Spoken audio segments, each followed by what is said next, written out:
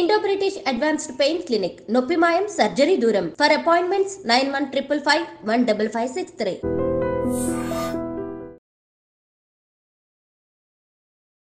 నమస్కారం, welcome to I dream. ధర్మ మార్గం విత్ విజిత కార్యక్రమానికి స్వాగతం.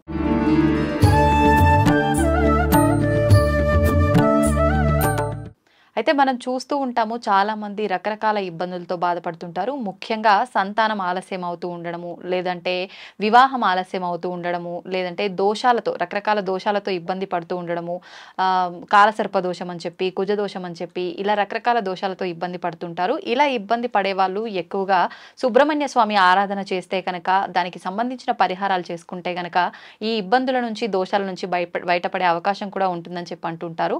అయితే ముఖ్యంగా సుబ్రహ్మణ్య స్వామి ఆరాధన అనగానే మనకు మార్గశిర మాసంలో వచ్చే సుబ్రహ్మణ్య షష్ఠి రోజు కనుక మనం ఇటువంటి పరిహారాలు ఆచరిస్తే బాగుంటుంది అని చెప్పి అంటూ ఉంటారు.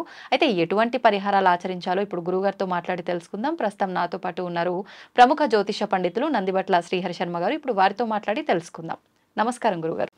వాగర్థావివ సంపృక్తౌ వాగర్థ ప్రతిపత్తయే జగతః పితరౌ వందే పార్వతీ పరమేశ్వరౌ. సదాశివసమారంభాం శంకరాచార్య మధ్యమాం అస్మదాచార్య పర్యంతం వందే గురు పరంపరాం. ఆదిత్యాయ చ సోమాయ మంగళాయ బుధాయ చ గురుశుక్ర శనిభ్యశ్చ రాహవే కేతవే నమః. శృంగేరి జగద్గురు పీఠాధిపతులకి, కంచి పీఠాధిపతులకి నమస్కారములు తెలియజేసుకుంటూ కార్యక్రమాన్ని ప్రారంభిద్దాం. గురుగారు, రకరకాల సమస్యలతో బాధపడుతూ ఉంటారు. వివాహం ఆలస్యం అవటం కానీ, సంతానం ఆలస్యం అవటం కానీ, లేదు అనంటే కాలసర్పదోషం అని చెప్పి, కుజదోషం అని చెప్పి, రకరకాలుగా కొంతమందికి తెలియకుండానే అకస్మాత్తుగా వాహన గండాలు, లేదంటే ఏదో ఒకటి ఇలాంటి ఇబ్బందులు ఎదురవుతూ ఉంటాయి. అటువంటి వారికి ఎక్కువగా సుబ్రహ్మణ్య స్వామి ఆరాధన చేస్తే బాగుంటుంది, వీటి నుంచి బయటపడే అవకాశం ఉంటుందని చెప్తూ ఉంటారు.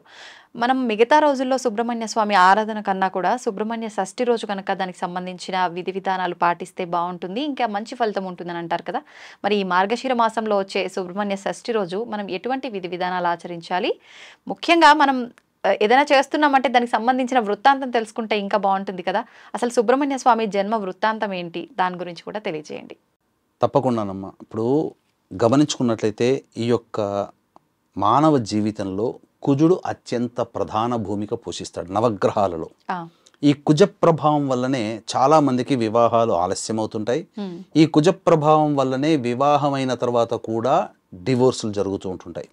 ఎందుకు? శుక్రకుజుల యొక్క పరస్పర వీక్షణ, అలాగే కుజ చంద్రుల పరస్పర వీక్షణ ఉన్నప్పుడు కుజుడు గనక బలహీనుడైతే ఇన్ఫీరియారిటీ కాంప్లెక్స్తో బాధపడతారు.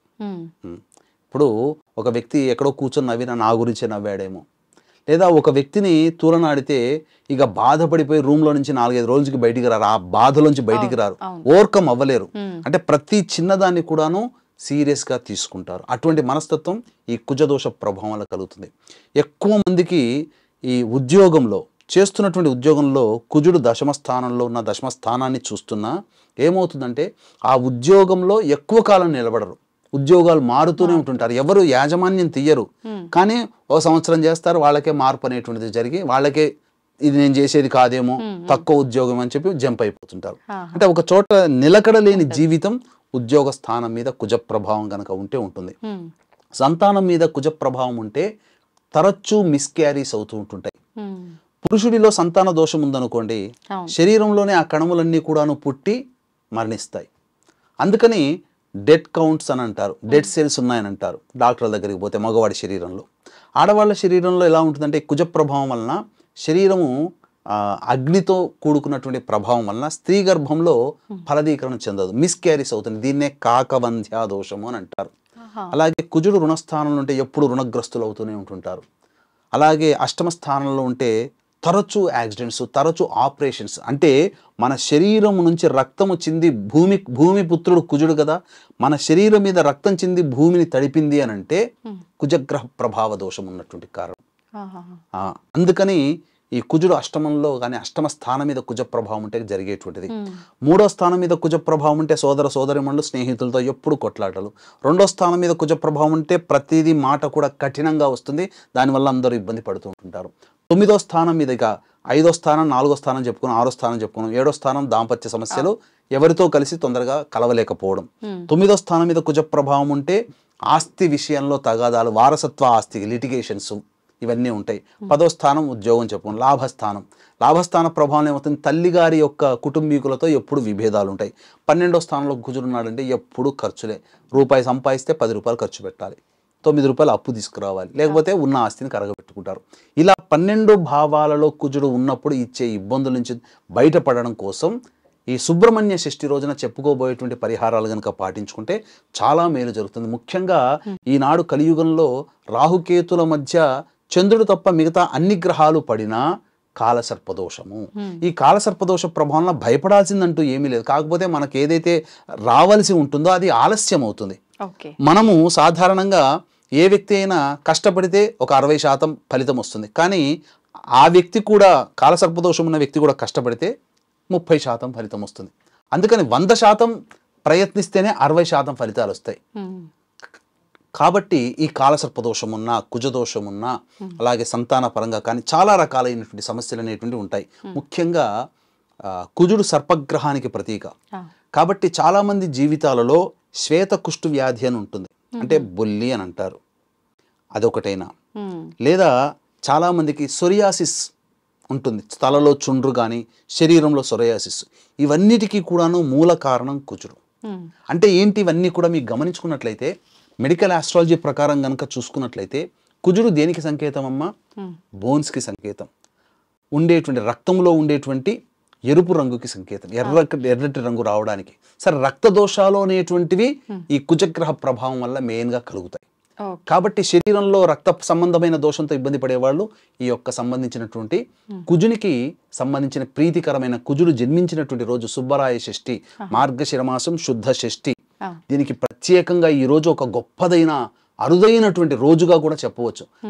ప్రతి సంవత్సరం సుబ్రహ్మణ్య షష్ఠి వస్తుంది, కానీ ఈ యొక్క మార్గశిర మాసం 2024లో వచ్చే సుబ్రహ్మణ్య షష్ఠికి చాలా ప్రత్యేకత ఉంది. ఆ ప్రత్యేకత ఏందో మనం తెలియజేసుకుందాం. చక్కగా ఈ యొక్క చెప్పబడినటువంటి సమస్తమైనటువంటి దోషములతో ఏవైతే మనం అన్నీ ఏకరువు పెట్టామో ఈ సమస్యల గురించి, ఆ సమస్యలన్నీ పరిహారం కావాలంటే ఈ సుబ్రహ్మణ్య షష్ఠి రోజున ఎటువంటి నియమాలు పాటించాలనేటువంటివి తెలుసుకుందాం. వీక్షించేటువంటి ప్రేక్షకులకి గమనిక, సుప్రసిద్ధ మహిమాన్విత కాశీ క్షేత్రంలో దత్త జయంతి సందర్భంగా జాతకరీత్యా కలుగు విద్య, వివాహ, ఉద్యోగ, దాంపత్య, సంతాన, అనారోగ్య సమస్యల నివారణకి, గోచారరీత్యా కలుగు అనగా వృషభ, మిథున, కర్కాటక, సింహతులు, వృశ్చిక, మకర, కుంభమీన రాశిలో జన్మించిన వారికి దోష పరిహారార్థమే సర్వదోష నివారణ పూజలు, హోమాలు పర్ హెడ్ 1500 రూపాయలకి డిసెంబర్ 15న కాశీ క్షేత్రంలో చేయించడం జరుగుతుంది. అవకాశం ఉన్న వాళ్ళు కార్యక్రమ తదనంతరం కాంటాక్ట్ చేసి మీ గోత్రనామాదులు నమోదు చేసుకోవచ్చు.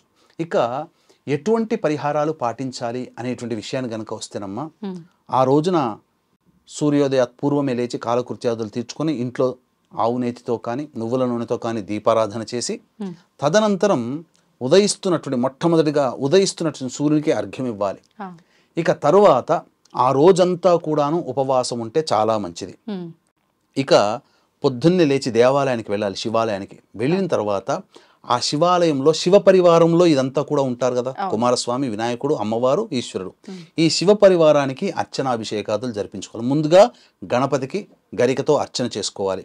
ఇక సుబ్రహ్మణ్య స్వామికి సంబంధించినటువంటి విధానంగా చూసుకున్నట్లయితే ఆ రోజున ఆవు పాలు, ఆవు నెయ్యి, తేనె ఈ మూడిటితో అభిషేకం జరిపించి చలివిడి నైవేద్యంగా పెట్టాలి. ఈశ్వరునికి సంబంధించి విభూతి నీటితో ఈశ్వరునికి అభిషేకం చేయాలి, లేదా విభూతితో అభిషేకం చేయాలి.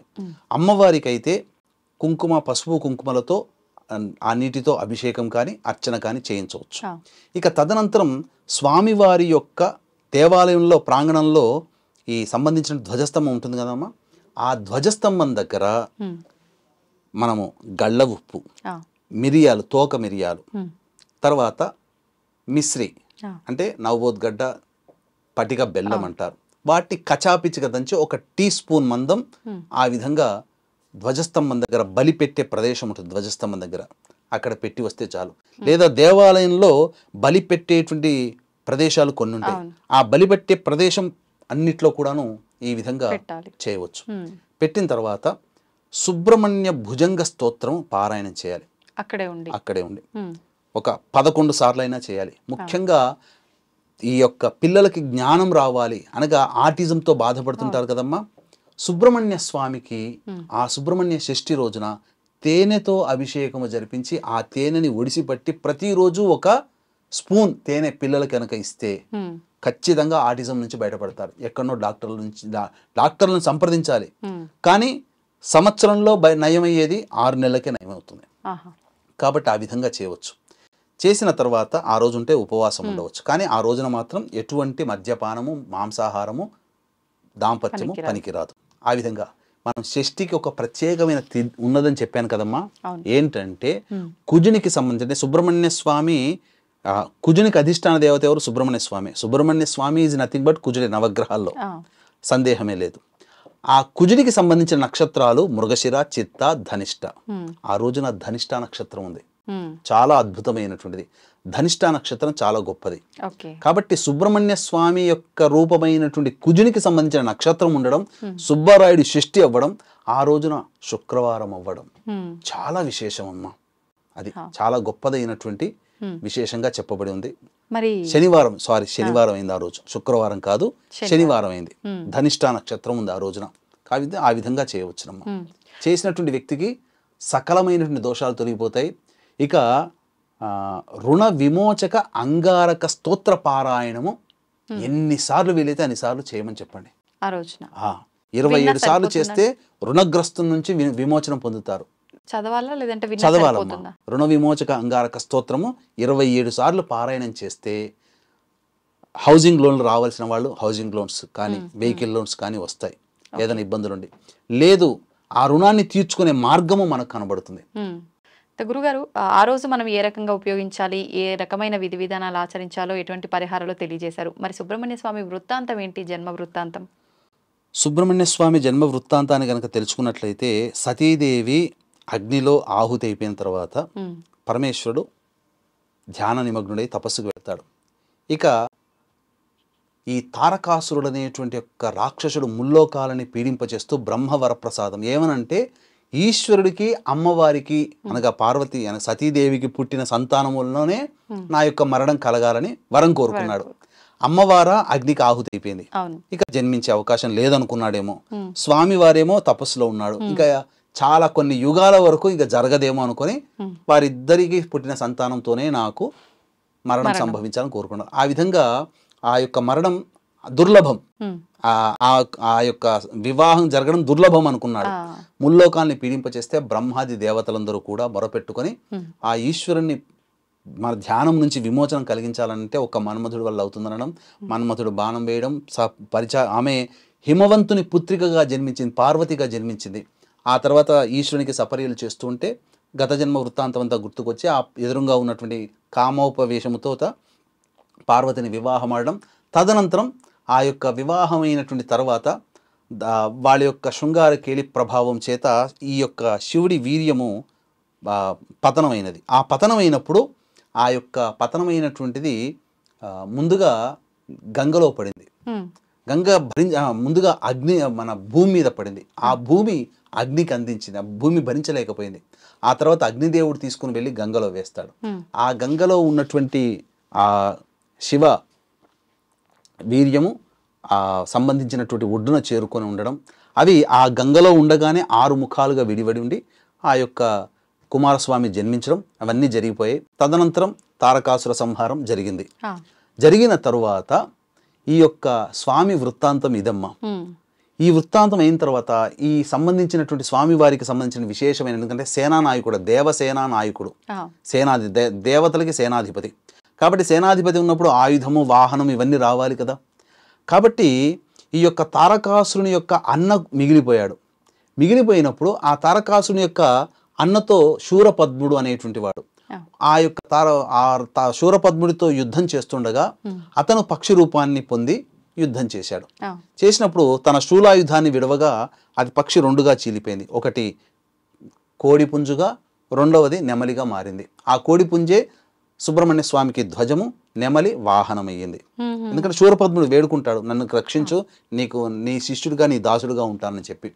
తర్వాత ఈ స్వామివారికి సంబంధించినటువంటి కైంకర్యాలు, పూజా విధానాల్లో కావడి మోయడం అనేటువంటిది ఒక ప్రత్యేకమైనటువంటి ఆరాధన. ఇప్పటికీ కూడా తమిళనాడు క్షేత్రంలో ఆ విధంగా జరుగుతుంది. ఎక్కడి నుంచి వచ్చింది సాంప్రదాయం అంటే, పూర్వము అగస్త్యుడు కైలాసానికి చేరుకొని పరమేశ్వరుని 1000 విధాలుగా స్తుతించిన తర్వాత అప్పుడు పరమేశ్వరుడు శక్తి క్షేత్రము శివక్షేత్రం అంటూ ఉండాలి దక్షిణాదిలో అని చెప్పి 2 కొండల్ని బహుమతిగా ఇచ్చి వీటిని దక్షిణాదినను స్థిరపరచు శక్తి శివశక్తి స్వరూపంగా ఆరాధించబడుతుంది ఈ కొండలు అని చెప్పగా వీటిని మోసుకురావాలంటే కష్టంతో కూడుకున్నదని చెప్పగా అప్పుడు ఇదంబుడు అనేటువంటి యొక్క రాక్షసుడు అగస్త్యుని యొక్క గొప్పతనాన్ని తెలుసుకొని ఆ యొక్క గొప్పతనానికి శిష్యుడిగా మారిపోవాలి, ఆయన దగ్గర కొన్ని విద్యలు నేర్చుకోవాలి అని చెప్పి, ఎందుకంటే రసవాద తంత్రం అగస్త్యుడే, కరెంటు కనిపెట్టింది మెడిసిన్ అని అంటుంటారు, కానీ వాస్తవానికి కరెంటు జల విద్యుత్ అనేది అగస్త్య మహాముని కనిపెట్టింది, ఎడిసన్ కాదు.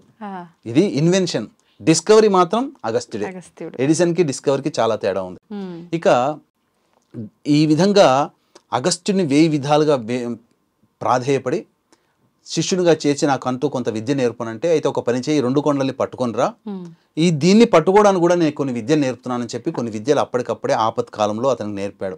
దాని ప్రభావం వల్ల బ్రహ్మ దండమైంది, అంటే మోసే దండం.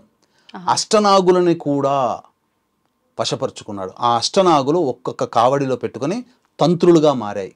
4 ఈ విధంగా 8. ఆ 2 కావడిలో 2 పెట్టుకొని 2 కొండలు పెట్టుకొని అగస్త్యుని వెంట నడుస్తూ వస్తున్నాడు. నడిచిన తర్వాత కొంత చోట విశ్రాంతి కలిగి కొంతసేపు విశ్రాంతి తీసుకుంటానే ఆ యొక్క కావడిలో పెట్టిన 2 కొండల్ని పక్కకు పెట్టాడు. పెట్టి విశ్రాంతి తీసుకొని పైకి వెళ్దామని అనేసరికి ఒక కావడిలో ఒకవైపు అంతా కూడా బరువుగా ఉంది, ఇంకొకటి లేచింది. ఎందుకు ఇంత బరువుగా అని చెప్పి వెనక్కి తిరిగి చూస్తే ఆ కొండ మీద కౌపీనము ధరించినటువంటి సుబ్రహ్మణ్య స్వామి శూలాయుధంతో నిల్చొని ఉన్నాడు. ఎందుకనంటే అసుర సంహారమే, అతని యొక్క జన్మే అసుర సంహారం కోసం. ఇంకా ఎవరైనా రాక్షసులు మిగిలిపోయారంటే ఈ ఇదంబుడు అనేటువంటి ఒక రాక్షసుడు మిగిలిపోయాడు. ఆ ఇదంబుడిని సంహరించడం కోసమే ఆకరణ వీడున్నాడు. వీని సమాప్తితో ఇది నాకున్నటువంటి జన్మ కారణం సమాప్తం అవుతుందని చెప్పి ఆలోచన చేసి ఆ యొక్క కొండ మీద నిల్చొనగా శత్రువుగా భావించినటువంటి ఆ ఇదంబుడు యుద్ధం చేశాడు. కదిలిపోమంటే కదిలిపోలేదు. అతను మునీశ్వరుని వెంట వెళ్ళాలి, గురువు వెంట, కానీ కొండ లేచేటట్టు లేదు. అందుకని యుద్ధం చేయాల్సి వచ్చింది. యుద్ధం చేయగా ఆ ఇదంబుణ్ణి తన శూలాయుధంతో వేయగానే అప్పుడు మూర్ఛపోయాడు. అతని భార్య 2 కుండలలో ఆవు పాలు తీసుకుని వచ్చి అతనికి అర్ఘ్యం ఇచ్చి అతనికి ఇచ్చింది, మా భర్తని రక్షించు అనగా అప్పుడు ఆ విధంగా కావడిలో సంబంధించిన వృత్తాంతం కదా, అప్పటి నుంచి ఆ కావడిలో ఆవు పాలు తీసుకుని వచ్చి సుబ్రహ్మణ్య స్వామిని అర్చించే సాంప్రదాయం అనేటువంటిది అప్పటి నుంచి మొదలైంది. ఆ ప్రాంతానికి అన్ని ప్రాంతాల్లో, ముఖ్యంగా మన దగ్గర లేదు, ఎందుకంటే సుబ్రహ్మణ్య క్షేత్రాలు లేవు కదా, అంతా తమిళనాడు ప్రాంతంలోనే ఉన్నాయి. జ్ఞానానికి ప్రతీక సుబ్రహ్మణ్య స్వామి. సుబ్రహ్మణ్య స్వామిని ఎవరైతే ఆరాధిస్తారో వాళ్ళకి జ్ఞానం కలుగుతుంది. తద్వారా చాలా యోగాలు ఉంటాయి. జ్ఞానం ఒకటే ప్రధానం యొక్క సమస్త సృష్టికి. జ్ఞానాధిపతి సుబ్రహ్మణ్య స్వామి. సంతోషం గురుగారు, చాలా మంచి విషయాలు తెలియజేశారు. ధన్యవాదాలు. సర్వం శ్రీ ఉమామహేశ్వర పరబ్రహ్మార్పణమస్తు.